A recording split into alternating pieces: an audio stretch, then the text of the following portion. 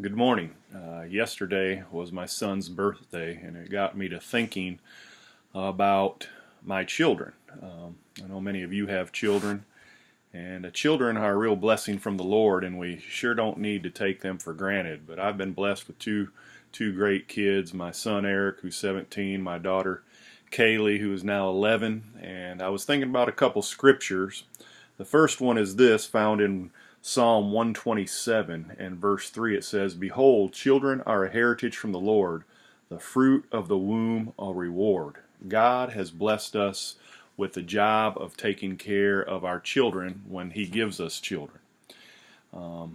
We have a huge responsibility to raise them up in the Lord, to teach them the ways of God so that they can pass it down to their children and grandchildren.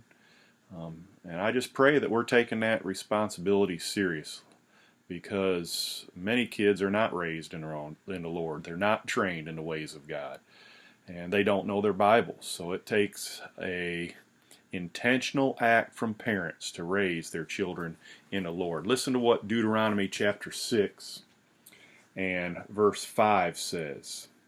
5 and 6 says, "You shall love the Lord your God with all your heart, with all your soul, and with all your strength."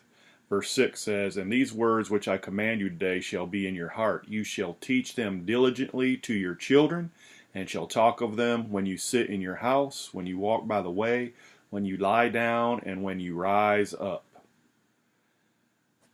How much are we talking about God to our children, and His ways, and His commandments, and His Word? I pray that each one of you are taking the responsibility of teaching your children the Word of God, and not only teaching it to them, but living it out in your own life so they have that godly example. And if you don't have children, just live it out in your own life. People are watching you, whether you realize it or not. And if you claim to be a follower of Christ, you need to be setting the examples of Jesus Christ to them. Have a blessed day, and hug your children and tell you love them. God bless.